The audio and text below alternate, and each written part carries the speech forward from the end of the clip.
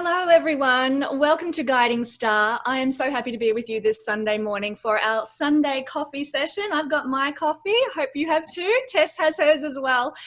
These Sunday sessions are all, running them throughout August. We're going to have interviews with very inspiring healers and astrologers who are joining me collaboratively at Guiding Star to offer healing and support for your journey. Now, since I went through my own dark night of the soul, I've always had a dream to share wellness practices with others as a source of healing.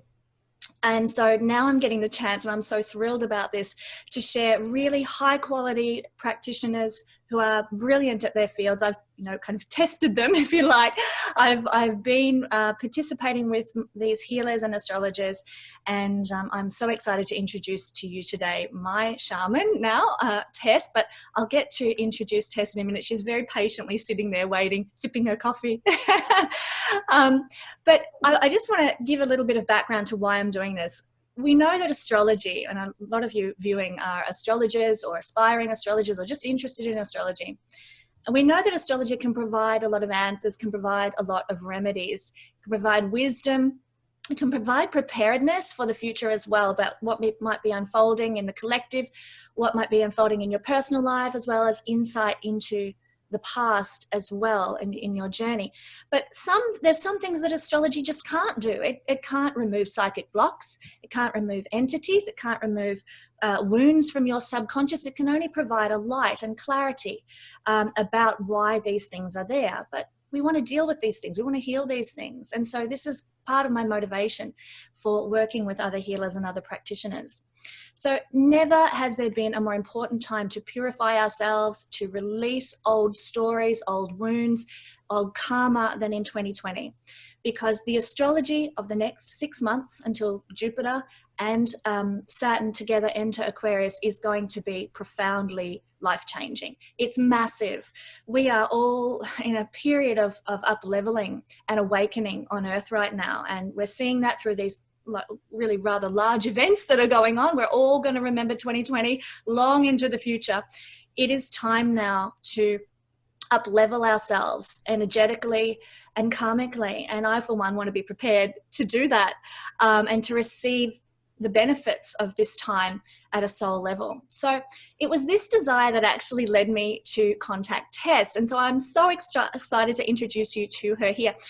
I had been learning a lot about the work of Alberto Villoldo. I hope I'm saying that right, Tess. Am I? Alberto Villoldo. Villoldo, yeah. So I'd read a lot about him. I'd done a course online of his and was very interested in his work. And so when I started looking for my own shaman, I saw that he recommended Tess, and that she had trained through him as just one of her trainings, which I'm sure she'll talk about when we get into it. But I sought her out. We had a Skype session or a Zoom session together, and oh my goodness, I knew I'd found my shaman, because I felt in a state of bliss for about 3 days after my session with Tess. It was so profound, and I've been noticing many big life shifts occurring for me since that time. Shifts in my energy. We did ceremony, we did ritual, we did energetic healing around certain issues in my life that have been, very healed is the only word for it. It's been amazing. So I am so excited to welcome Tess to Guiding Star. She is offering, I just want to say right from the get-go, she's offering a special introductory deal at the moment, which we'll talk about a little later. But without stealing any more of her thunder, welcome, Tess. It is so lovely to have you here. I'm feeling very privileged to have you as part of the team at Guiding Star. Oh, thank you so much, Ksenia. Oh my God, what an introduction. I'm watching with all the love. Yeah, it was a long spiel. Thank you. And I'm so happy the healing was helpful. And amazing. And I love what you're doing. I mean, astrology is fantastic. I have zero knowledge of astrology, so I'm so soaking up everything you're saying. But it's so amazing. But you're right. It's, providing information is wonderful, and then sometimes we need healing. Sometimes I go to an astrologer because I need information, or it's so wonderful that you're putting together a way of people working together. And it's so it's so wonderful, and that's the sort of people I surround myself with. You know, people are supporting others, uplifting others. There's no competition. It's just we're all in this together. Absolutely. That's my vision too. That's my vision too. It's not competitive. It's we're all helping to lift the vibration, to heal. You know, I think that's just wonderful. So I love what you practice. Why don't you, perhaps we could start by you telling us a little bit about shamanism for those of us who are unfamiliar with what shamanism is in the modern world. It's a very ancient practice. Yeah. So the word shaman actually comes from the Tungus tribe in Siberia. So it's their word for their medicine men, their medicine women, and I think it actually means one who knows. So it was sort of the wise person. And shamanism comes from that word. So as I understand, shamanism is actually coined by anthropologists. So it's sort of the Western term for all the different sacred indigenous medicine traditions, which are going to be different depending on where you are in the world. So the path that I'm on is the Paqo path, which is the Inca medicine woman, or Inca priestess, as they call it, princess, which is from the Quiro people in Peru, high up in the Andes. And that's also where, you know, Alberto Villoldo's teachers are coming from. But in Siberia, it's different parts of the world. It's existed for probably 40,000 years, so maybe since beginning of time. So it's really the oldest healing methods, but it's also consciousness expansion, how we connect with the world we live in, with nature, with Pachamama, or Mother Earth, with the different energies. It's a system that encompasses everything, really, and it's all about balance between the masculine and feminine, living in harmony with nature, you know, giving and receiving. In the tradition I'm training in, we have something called Aini, which is sacred reciprocity, which is, you know, you give before you receive, but you're giving and you're receiving. So everything's about balance, and it's often seen as very earthy shamanism, you know, because we're working with the elements, we're working with the earth. Some shamans will work with plants like ayahuasca, or, you know, cacao, or all different kinds of things. Toad medicine, there's so much out there. And this is why shamanism is sort of an umbrella term, but we have to remember that it is lineage based, and what, you know, the Kira shamans are doing are totally different to what someone in Siberia is doing. But being in Australia, you and I, sorry to interrupt, but being in Australia, you and I, would that the Australian Aboriginal people, would that fall under the banner of what they practice of shamanism too? I was actually thinking about that before, and I've never heard anyone refer to the Indigenous Australians as shamans. And I think a lot of Indigenous people, and I'm not speaking on behalf of them, but from what I understand, and especially with Native Americans, you know, they don't want to be called shamans. It's a very Western academic term. Okay. However, we use it because if I say I'm a Nusta Paqo, no one's going to know, you know, no one's going to be searching that on Google and find me, so they're not going to get healing.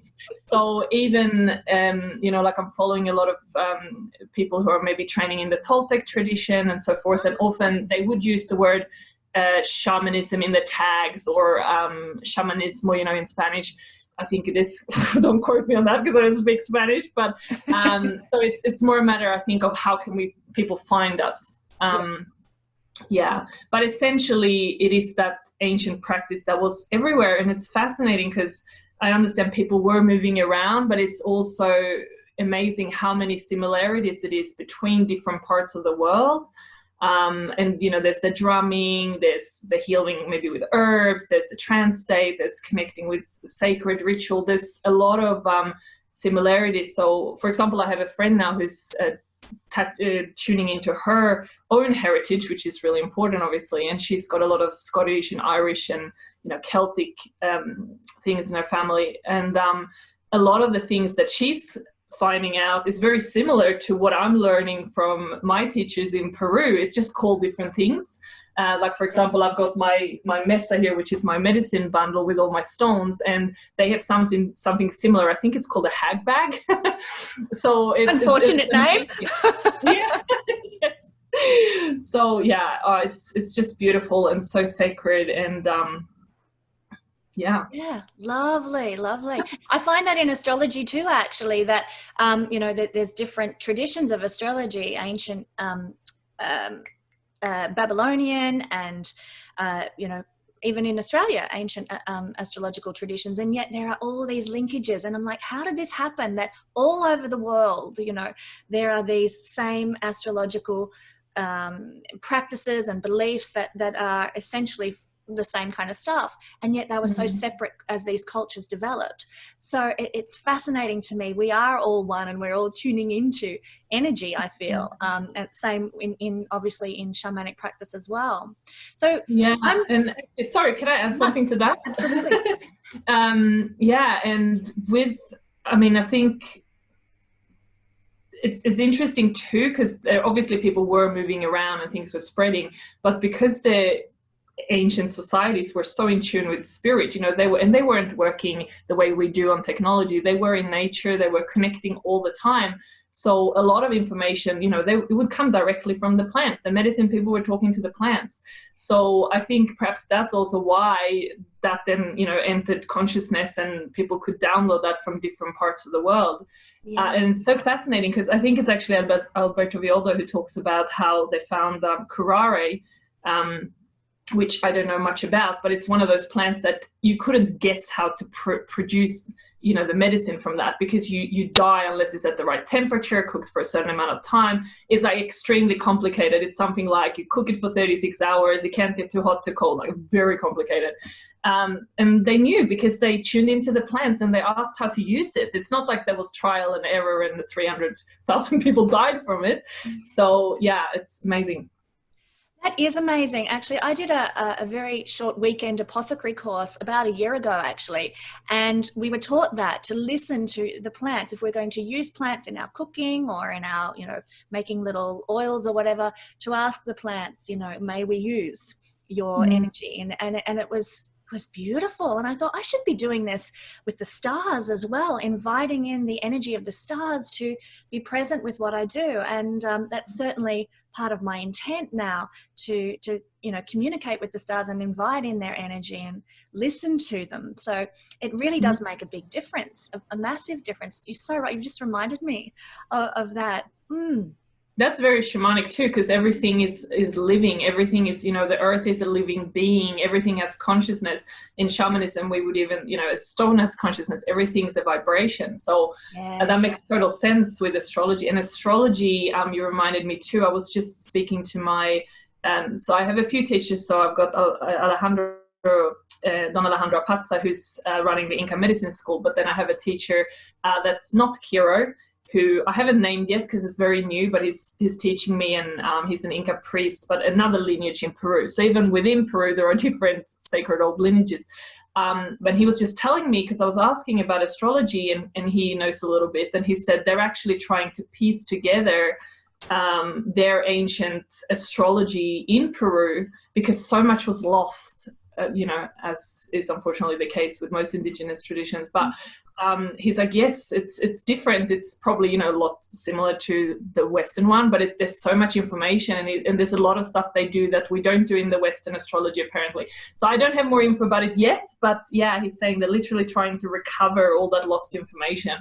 Oh, well, when you get the information, tell me. I love that sort of thing. I'm actually attending an Indigenous astronomy, not astrology, astronomy workshop online later on this month, which I'm just so excited about, you know. But so anything you can give me on that, I'll just eat up. But maybe we could move now and have a bit of a chat about what shamanic practice, your shamanic practice, the lineage that you're working with, what it can do for people. What does it offer to people? So we work on the energy field, and in my experience and belief, I'm just the vessel.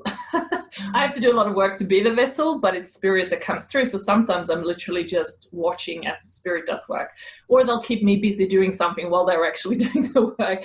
But we work on, you know, getting the body back into, or the energy field into a whole thriving state, removing blocks, removing energy attachments, working on what we call imprints. So you know, things that sit in your field from past lives or even this life, you know, what your parents told you, and things that's constantly influencing you. So let's say you had a bad experience as a child, and anytime you get reminded of that information is sort of dumped into your field and has a response. Yeah. So we work with the chakra system to be able, because we can't just go and sort of move that imprint. We work with retrieving aspects of you that might be lost. We call it soul loss. So we do soul retrievals to retrieve, and it's a retrieving energy that's sort of escaped. In psychology, that would be known as disassociation. Yes.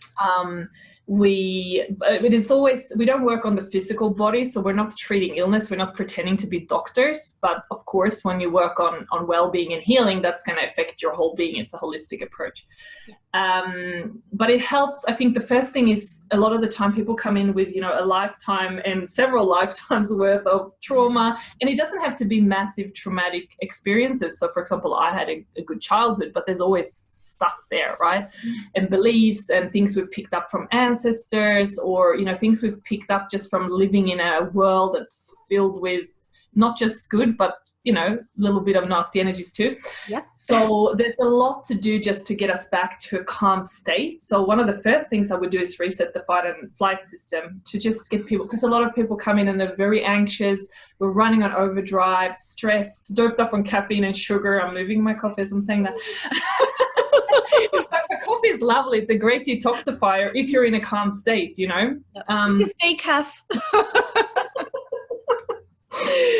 So the first thing to me is just getting people back into a balanced state and removing things and bringing light, because I think everyone has within them what they need to heal, but sometimes we need a little bit of push and someone to clear things for us to begin to look at that.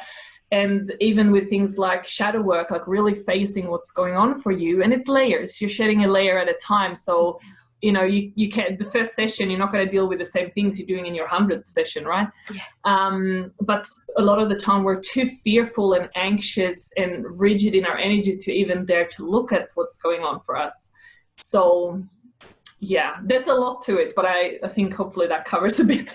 Yeah. So the types of people you can help are practically anyone, because we're all carrying karma from past lives or wounds from this life. If we don't believe in past lives, you know, people who are carrying wounds from this life, you know, people who've been through divorces, people who've been through bad childhoods, people who've had an abusive work situation that can really lodge in our energy field. Would that be correct? Yeah, 100%. And I think the only thing is you have to be ready and willing. It's not something that's done to you. Yeah. It's like going to the dentist, right? We can remove the problem, but if you're not going to brush your teeth and live on sugar in between, it's not going to fix your issue, right? Exactly. So you have to be really willing to do your work between sessions. So I always say allow at least 4 to 6 weeks between sessions. And as time goes by, I would say, you know, seeing the shaman 3-4 times a year would be plenty. Yeah. Because it's so important to do the integration work. And as you know, having had a session, it works on you in the background for a good moon cycle after. So there's a lot shifting and things coming up. And but yes, there's just so much there to be healed in everyone. And it's also not just about fixing problems. It's about opening ourselves up to our best path. You know, fear is a big thing. A lot of people are too scared to even try to live out their life purpose. So it's not just about clearing things, it's also about growth and aligning and understanding yourself. And you know, yes, because it's such an ancient practice and because it's covering everything, which I think sometimes modern New Age treatments don't, and there's many beautiful ones out there, but sometimes we just focus on one aspect, whereas with shamanism we understand there is darkness and we don't have to be scared of it, but we also have to look at it and we have to heal everything and be in balance. And yeah, we're not giving our power away. We're the people who are actually doing our healing. The shaman's just there to help. And I don't call myself a shaman, by the way. I call myself a shamanic healer. So shaman would be, you know, a term that perhaps a client gives you because they feel you're helping them. But yes, it can definitely help everyone who's open and ready and willing to do some work. It is deep. Yeah. That's fantastic, actually, because when you talk about the shadow work and the deep work, that's actually the energy in astrology of Pluto. And right now, it's just so timely.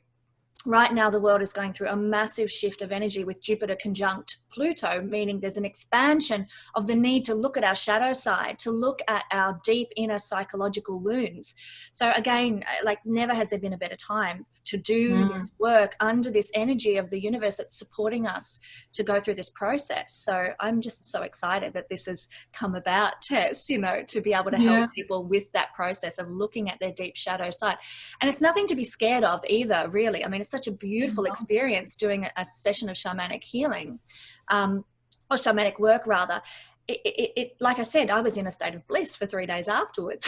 So it's relaxing, it's calming, and well, for me it was anyway. It's very cathartic. What might people expect as a result of shamanic practice? So it is so vastly different, because it totally depends what the problem is, what you're working on. And I just want to add to what you said, that there's nothing to be scared about, because spirit is only going to open you up to what you're ready for. And it's happened to me too, where I'm at my shaman and I'll bring something up and I was like, wow, we got to this. He's like, yes, you brought it up, like you were ready. You know, it's not going to be scary.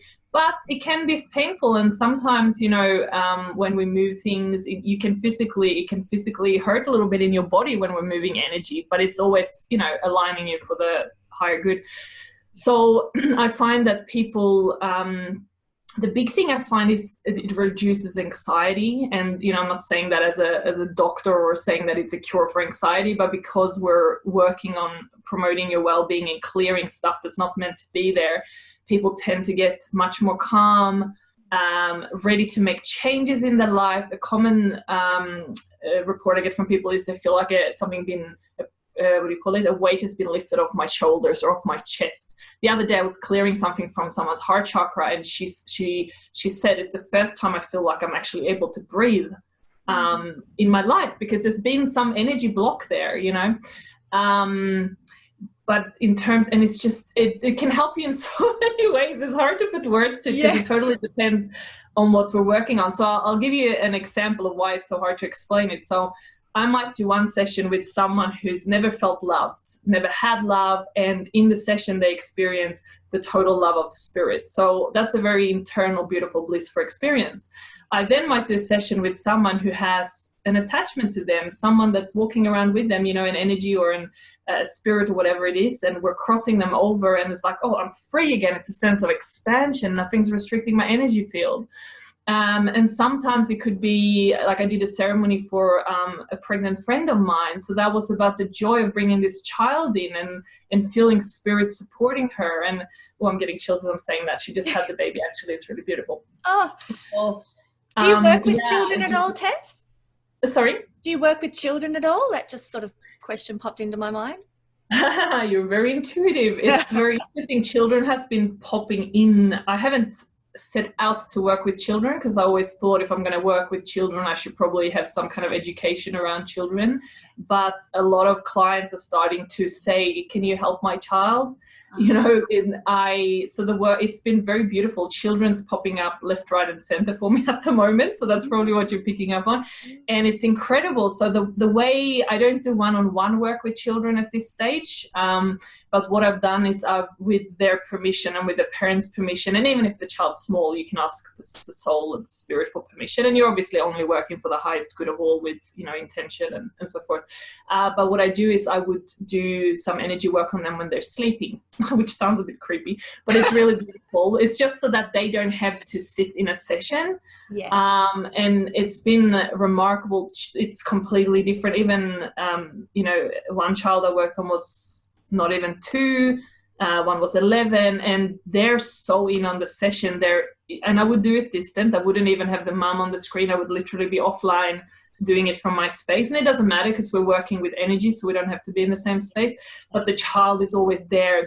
Even the smallest child I worked with was actually so involved in the journey and the session that he was like pointing at, you know, okay, you're going to move that, you're going to move. He was totally taking charge of the session.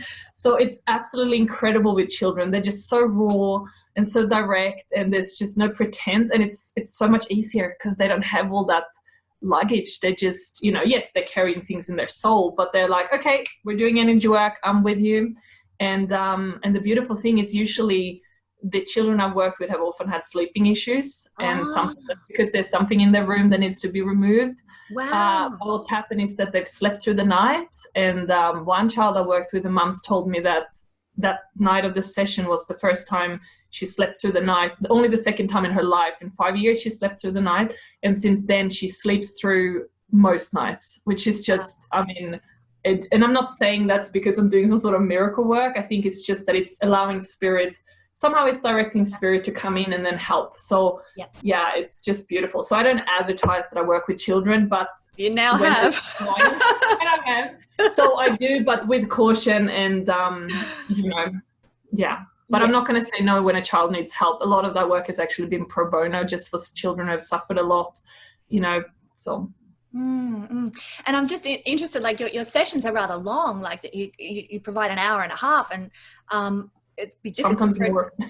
Often more, and it'd be very difficult for a child to sit in a session with you for that period of time. Certainly when I think about my boys, that would be hard for them. So being able to sort of work energetically outside the space of the Skype session is actually really great. You know, if that's what you're meaning when you're saying, you know, you're working on them while they're asleep.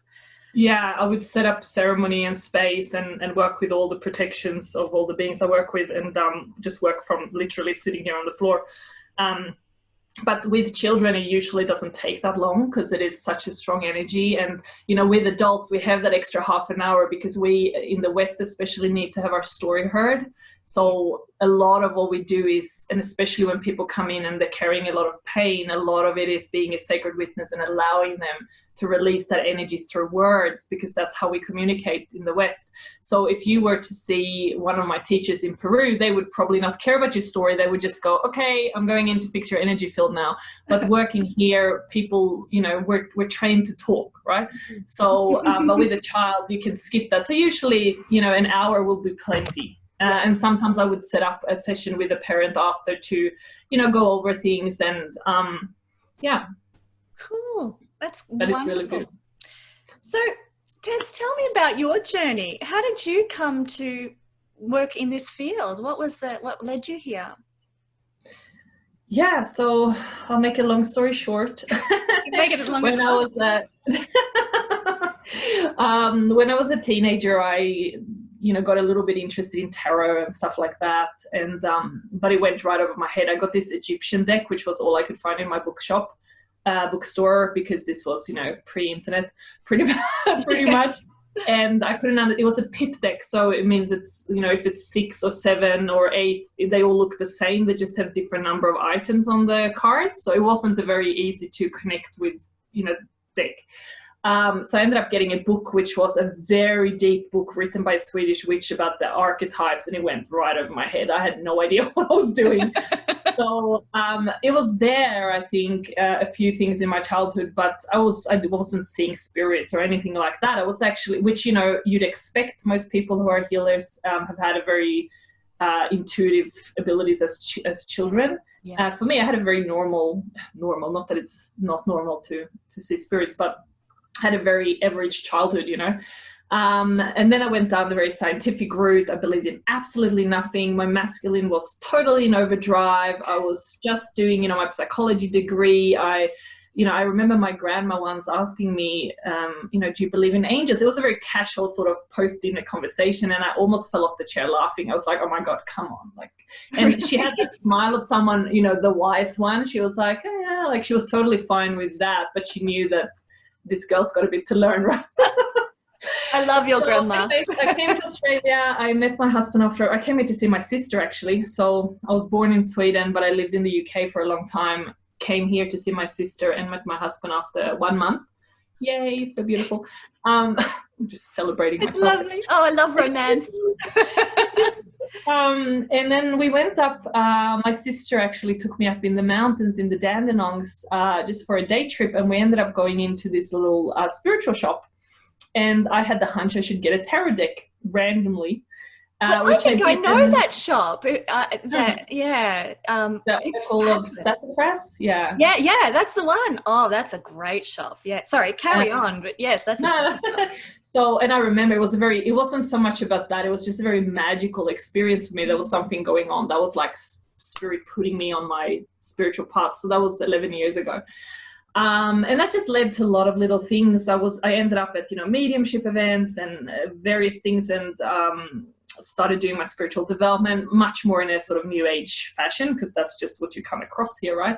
And then I ended up starting to read tarot. I became a professional tarot reader. I set up my own shop. I was reading tarot, and I also worked for quite a few big tarot sites online. And eventually I did past life regression and between lives regression. So it's called soul regression therapy. It's developed here in Australia, but there are other versions of it. And hypnosis, so I was working with that. And funnily enough, during that training in past life regression, they used the word shamanism they were just saying one sentence in our 6-day full-on training here in Melbourne, and my ears pricked up. I didn't know what shamanism was, but they were making a reference to something. And I still remember it. I was like, shamanism? And in hindsight, I was like, oh, spirit was already kind of putting me in that direction. But eventually I found out about the Four Winds, which is Alberto Villoldo's school where I originally trained, and I ended up looking up a local shaman who I now also work for, which is amazing, but Dr. Sherif Tofilis, he's trained at the Four Winds. He's done a lot of work in Peru and work with ayahuasca and all kinds of things. So I started going to him for a few years for my own very deep healing. When I started seeing him, I had just given up alcohol. So I had an alcohol problem. I wasn't drinking during the day or waking up drinking or anything like that, but I was self-medicating at night, and I was so stressed. Everything was just out of balance. So although I'd worked in the spiritual field for a long time, I had not done my own healing. Spirit was still developing what I needed to develop, and I started experiencing energy and all kinds of things, but there was a lot of deep healing to be done. So I did that. We're all on a journey of healing though, aren't we, Tess? Like, even as healers, we're not immune from the need to heal ourselves and progress, So yeah, don't beat yourself up about that. Oh, no, not at all. I mean, everyone, and especially if you're going to be a healer, you're going to have to keep healing for the rest of your life. Exactly. Or you're just going to be projecting your stuff onto people. So, precisely. And so I ended up going to the Four Winds. Then I went to briefly just to see my family in Sweden, and I went to Germany for a few days to take part in their sort of postgraduate event with ceremonies and all kinds of beautiful things. And then I've just been working with clients, and eventually I found the Inca medicine school and Don Alejandro Apazza. So I'm now training with the Apazza lineage, which is his family, that's been carried down for centuries. So whereas I came in from kind of the Western angle, I'm now very much only learning from Indigenous people, because I feel it's so important to preserve. I mean, first of all, it's respectful to learn, exactly, the traditional way, but also it's a matter of preserving and not diluting these teachings, because they're still here after 40,000 years because they're powerful. So we can't, it's always evolving, but we have to understand that this is a system and teachings that's been passed down. So, so that's sort of it. And I try to give back. I'm very passionate about the earth and animals, and I try to give back a percentage of my sales to the Indigenous people and various causes, because that's another thing we have to give back and lift and support those communities because of everything that's been happening. So absolutely. Yeah. I love that about you, Tess. That's true consciousness, when you are giving back for what you've received. I think that's just absolutely lovely. That's actually something that very much drew me to you in the first place. So beautiful energy. Thank you. So I'm just, for anyone who's interested in a session with you, Tessa, what actually, and you mightn't, it might be a bit hard to define perhaps, but what do the people experience in a session with you? What happens in a session? Yeah. Just to sort of relieve any anxieties or fear about what might go on, Yeah. So I'll briefly take you through what I would do, let's say, on a typical first session. And of course, as I said, spirit's really guiding it. What you bring up is guiding it. So anything can happen, but it's always in sacred space, as we call it. It's always safe. You're always held. There's so much protection. And that's another thing, you want healing, but you want to go to healers who set up that protection for you, because Absolutely. you know, there's people out there who don't necessarily have the highest and best intentions. You know, what I'm doing could be used to harm someone if you wanted to. You know, it would probably make me very sick very quickly if I did that, but you know. So the way I work is I will spend quite a bit of time just to set up the space and the sacred energies and make it a very loving space. And I do that whether people see me on Zoom or in person. It's equally important to me. We're calling in the directions in the way we do in our lineage, calling in all the protection and all the helpers. And then when we start a session, usually I will be the sacred witness. I will let you tell me what's going on for you. And as you talk, the energy will come up. So we will work with that. So I might ask you to take one of my medicine stones. And I do this on Zoom too, and blow all that energy into the stone. So we work with your stories and what's coming up for you in various ways. And I'll be tuning in, I'll be rattling, you know, getting messages from spirit and tuning into what needs to be done. So usually I take a good half an hour just to do that, pull some cards, understand what's going on for you. And then I will usually ask the person to lie down. It's optional, but just so you can really go into deep states of relaxation. And I will do some deep energy work. So I will reset the fight and flight system. I will, something we do in virtually every session is extractions. So we remove energy. We'll look for things in your field that are not meant to be there. And we all have them. You know, there's no one who doesn't have them. If I go to my shaman tomorrow, there will be something there to be removed, because we pick things up along the way, and it's nothing to be scared of. And even if there's, you know, if people are terrified of the word entities, but my shaman says it's like catching a cold. You know, we remove it, it's fine. Yes, there's stuff out there, but it can be dealt with. The problem is when you don't deal with it, right? Yeah. So we do all kinds of energy clearings. I personally, this is not something that I was necessarily taught to do as such in a client session by anyone. This is just what I do as I work with spirit. I journey for the client. So I will do a shamanic journey with my consciousness to look for other things. Actually, sorry, I should say we did training in doing that to some extent, but anyways, doesn't matter. And as I do, I might run into things that need to be extracted in, I guess you could say, another realm. Sometimes, I'll give you an example. In this journey the other day, I came across a spirit that needed to be crossed. So I had to stop and do sort of the death rites on this spirit. At other times, it's aspects of you that I'm running into. So a common thing to find is a vision of you being chained. And this is not someone that did it to you. This is a part of you where you're holding yourself back. So spirit will show me that. It's just energy, but I'm very visual. So they will show me, okay, she's there, she's trapped, remove it, right? So they have to work with me in a way that I can understand. Yeah. Other times it's about bringing light and energy, or bringing, you know, something that's going to help you forward. So as I said, it's not just about clearing things. If it's a soul retrieval, I will journey to find out, you know, what the wound is and bring back that aspect of you. Yes. So it's a lot of work that happens. You know, you might just see me sitting here rattling, but there's a lot going on. And then we come back and we sort of bring light to your system, rebalance everything. And I like to wrap it up on a beautiful, positive, forward-moving note, you know, pulling a guidance card. And because that's the thing, you have to change your story and then go on and do your work. And even with things like entities, you know, if you pick something up, I can remove it. But if you don't begin to work on what it was in you that attracted that in the first place, it's going to come back. Yeah. So it's very much a process where the client goes on the journey with you. It's not so much about me. But it's very beautiful and sacred, and yeah, it's nothing to be scared of. Yes, it can bring up things and it can be hard, but it's the small pain that brings compared to a lifetime of living with all that luggage and all the bad situations that attract in your life because you haven't healed. Yeah, and with time, sorry, this is long, but I'll add one more thing. With time, you know, at the start, we heal all those things that we're aware of, you know, addiction, anxiety, all these things that we know, you know, I have issues with my mom, I have an attachment issue, all these things, right? Yeah. But once we move that, we can see what's actually going on below, what is really there. So, for example, for me, I had no idea my masculine and feminine was totally out of whack. So that's going to affect your life, right? So you begin to remove the layer and layer and layers and layers. And then it becomes a very fun journey of creating the life you want to live, and living out your purpose and being of service in the world, and connecting with the higher energies. But you have to do the groundwork.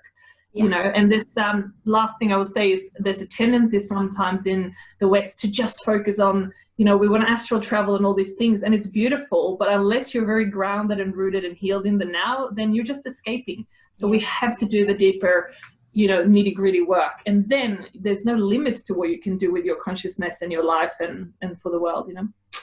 That's sensational. Yeah. Oh, I'm inspired. Just I want to go book in for another session straight away. But one thing I loved about the session that I had with you is the follow-up. Like you gave me all these tools to use that I could, you know, to keep working with the energy, because it just doesn't, like you said, it just doesn't end there. The session's done and they're like, off I go.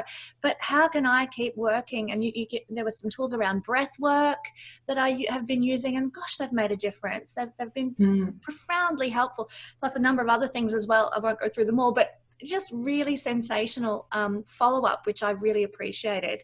That was wonderful, Tessa. No, thank you. Yeah, I think that's really important. I would hate to just let people go and then just leave them to their own. So I always send an email with it and breathwork. And that's the thing. It's so important to bring the body in and start at the bottom, in a sense. You know, if we have a crap diet, we have to start there.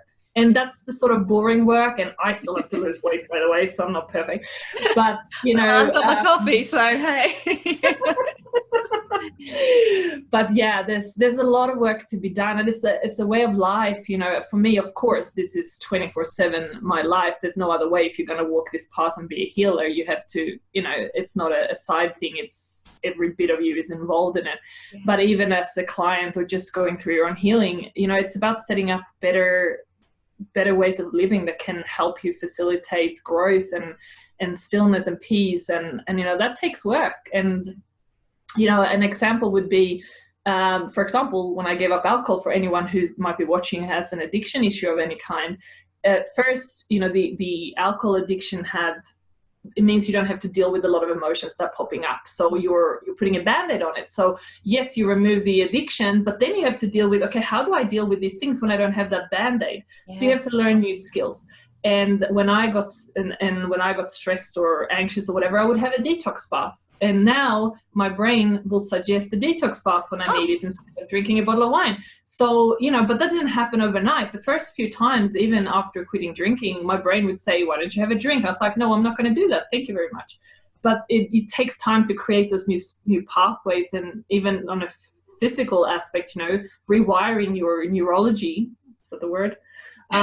We know rewiring the circuits in your brain. Yeah, and the neural pathways. Yeah, thank you, which I should have known, but there you go. So that's why, you know, Alberto Villoldo in his you know, he's spent 50 years with the shamans in the Andes and working with energy medicine, but lately he's talking a lot about bringing in the body, detoxing, because he goes, you know, and he actually said in our training that back in the day when he got people to journey and stuff, they would see things right away. But nowadays, a lot of people that come to the school are so clogged up with all the toxins of the modern world that until they've gone through the detox, which we did, quite a heavy detox with a lot of different supplements and stuff, you know, they weren't able to see. So it's also about what we're putting in our body and, you know, what we're eating, what we're consuming in the media. Yeah, you know, you have to change your life. So it is hard work, but the rewards and the amazing experiences and the fearlessness you can experience when you understand that there's more to life than just a physical realm, you know, it's worth it, but it's a journey. And, you know, and we can't fix, and it's also, the last thing I'll say is it's also important to understand that when you come for a session, a lot of the time, that's the first point of contact for someone where they've had 40 years of trauma and everything, and we can't deal with everything in an hour and a half. No. And even if we did, your system would collapse. So, you know, it is a journey, but what you do, as I said, between sessions is really where you create those shifts. Wow, fascinating. It's just so interesting. I love hearing about and the stories about what you've done. But Tess, you're going to be working with me at Guiding Star, my website, and you'll also be sharing some videos to my YouTube channel as well in the future, which I'm very excited about. Thank you for that. Looking forward to that very, very much. But you're offering, well, currently your service is on special. So did you want to sort of talk about that just briefly before we kind of wrap things up a bit? My coffee's gone cold, so. Yeah, so usually the price would be $150, but we're doing a special at $120, and that is the hour and a half via Zoom. Or if you're completely new to internet, we can use Skype or something that might be a little bit easier, so we can always work around that. And we'll set up an appointment time that works for both of us. It doesn't matter if you're in another country or different time zone. You know, most of my clients over the years have actually been overseas and via the internet. So what I will say is that, working distant, it's as effective. Yeah. Yes, it's beautiful to see someone in person, and it's very nurturing to be held, and all of that. But some of my most powerful work has been with people via distance. And because we don't work on the physical body, we're working with spirit. It really doesn't matter. Yeah. How much you feel energy as such when I'm working on you depends more on your spiritual development. If you've never done anything, you might not feel it. Doesn't mean it doesn't work. If I work on a healer, they'll feel everything. They'll tell me exactly where I am in the field and what's happening. So over the years, between all the work I've done, the training I've done, the healing I've received, I can say with 100% certainty that it doesn't matter if you're in the same room or not. Sometimes it's actually even better not to be in the same room, because you're not in each other's energy. You are just focusing on the energetics, and I can completely tune out and just be with spirit. But both are beautiful. So yes, come try a session, and then go do your homework. And the homework's fun. It's not homework that's like a drudgery to have to do. It's fantastic, really, really wonderful. Well, Tess, it has been such a joy to share this time with you, having our little Sunday coffee session. I'm thrilled. I'm actually I've got goosebumps. I'm really excited. I'm like, oh, I think I might book my son in for a session with you very soon. But I'll let him decide whether he's ready or not for that. But no, it's been such a thrill. I'm so delighted to have you with me working at Guiding Star. Thank you so much for joining me. Thank you everybody who's joined us for this session today. It's been lovely to have you with us as well. And I will catch you with some more videos and interviews of amazing practitioners who are working with me next Sunday. And don't forget to tune in to my Astro Weather Report this Wednesday. Catch you then, and thank you, Tess. Thank you so much. You're so beautiful. Thank you. Mwah.